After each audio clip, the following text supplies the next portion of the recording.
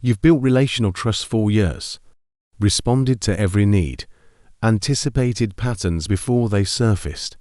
You assumed this investment would compound naturally, that presence would translate into authority, into stability, but something shifted. The trust you created didn't expand your agency, it constrained it, not because you failed, because you never converted emotional labor into documented value.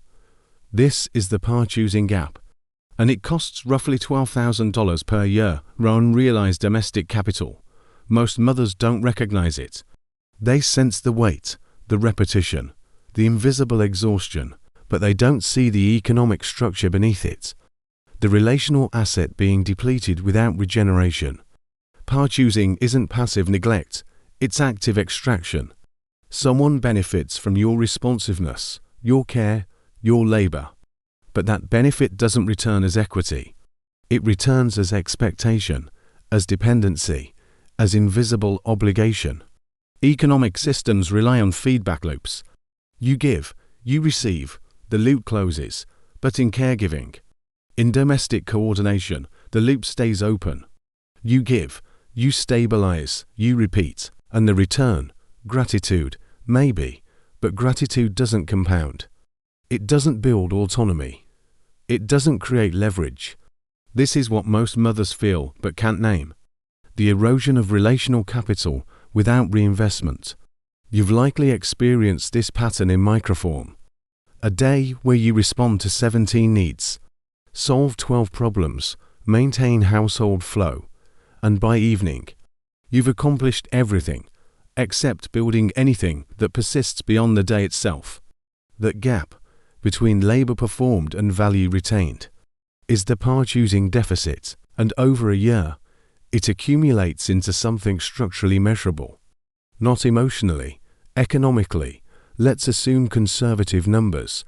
You spend 3 hours daily on coordination that generates no documented output, no recorded insight, no transferable assets. 3 hours, at even modest domestic income equivalency, is roughly $35 per day. That's $12,775 annually. But the actual loss isn't the hourly rate. It's the absence of compounding. You solve 17 problems today. Tomorrow you'll solve 17 more. The insight you generated, gone. The pattern you noticed, unrecorded. The system you refined, invisible. This is where most home-based income models fail. They assume the problem is monetization, but monetization requires something to sell. And if you've never documented your relational labor, never extracted your caregiving insights into repeatable form, you have nothing to convert. You're not building income streams. You're maintaining daily output. And daily output doesn't scale. It exhausts. The power-choosing pattern works because it looks like care. It feels like presence. It mimics relational depth. But economically, it's value leakage.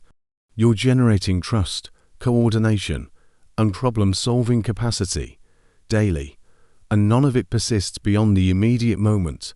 None of it becomes an asset you control. This is why mothers with identical skills, identical daily workloads, end up in completely different economic positions 5 years later. One documented, the other responded. One built leverage, the other maintained flow. And the difference, not effort, not intelligence, not even opportunity, just recognition of the power-choosing gap.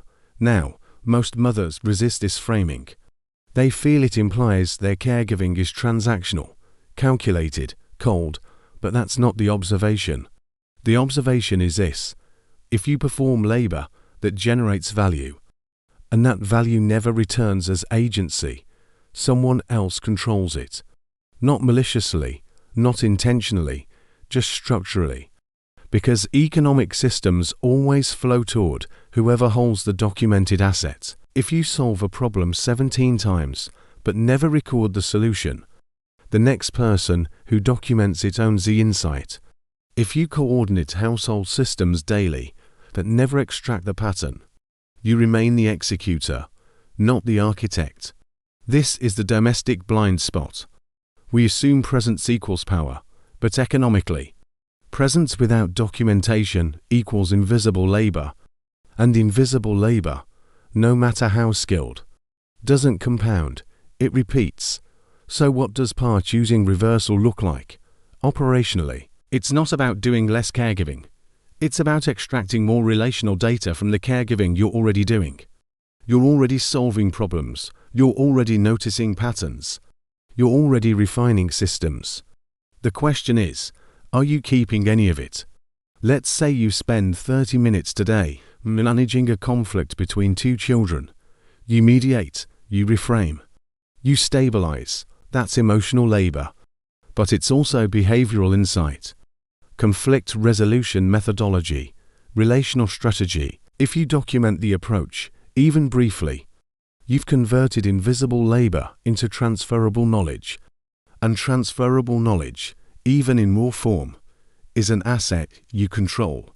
It can be refined, shared, sold, repeated without your presence.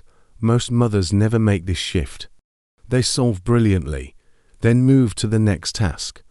The insight evaporates, and a year later, they've performed the same labor 365 times, but they own nothing from it. This is the $12,000 gap, not lost time. Lost leverage. Now, some mothers hear this and think, I don't have time to document, I'm already overwhelmed. That response confirms the part-using trap. If you're too depleted to capture value from your own labor, you're not managing your workload, you're being managed by it. The correction isn't adding more tasks. It's inserting micro-documentation into the labor you're already performing. Voice memos during transitions, brief notes after problem solving, pattern recognition logged in real time. This doesn't require separate work sessions. It requires treating your caregiving as a knowledge-generating process, not just a responsive one. And once you begin documenting, even inconsistently, you notice something. The labor itself changes. You stop reacting purely, you start observing. You start noticing what works, what repeats, what could be systematized. And that shift, from reactive presence to observational presence, is the economic pivot. Because observational presence generates insight. And insight, once documented, becomes a product. Most home-based income models start with external knowledge. Courses about someone else's methods, templates from someone else's systems. But the highest value domestic income streams come from internal extraction. Your caregiving patterns, your household coordination, your relational problem solving, because that knowledge is contextually tested. It's already proven in your specific environment. And it's uniquely yours, but only if you document it. Only if you treat it as an asset, not just as daily output.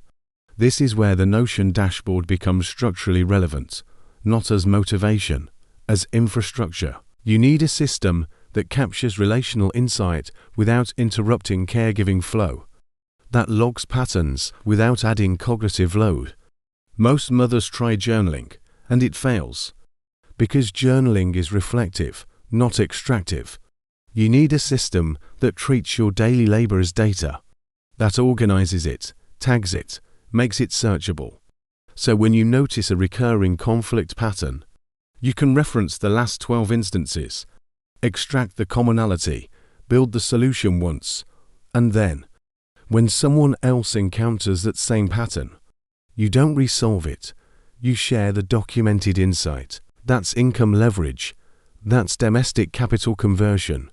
That's part-using reversal. Most mothers never reach this stage, not because they lack the insight, but because they never built the infrastructure to retain it.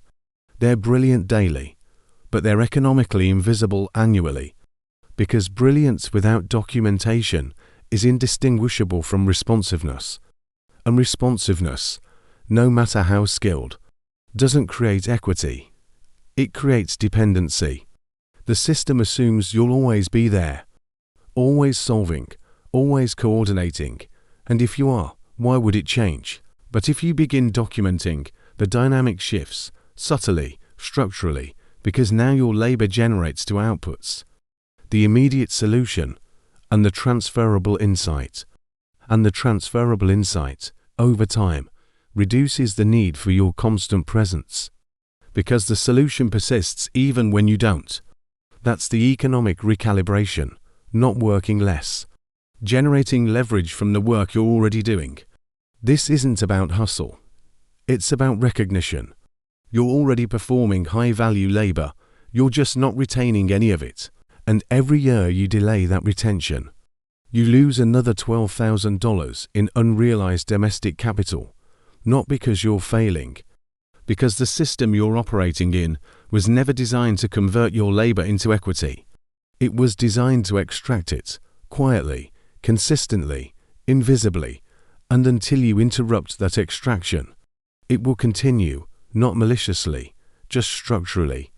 Because economic systems always flow toward whoever documents the value. And if that's not you, it's someone else. The information provided in this video for educational and informational purposes only. It is not intended as financial, legal, or professional advice. Individual circumstances vary. Please consult with a qualified professional before making significant financial or business decisions.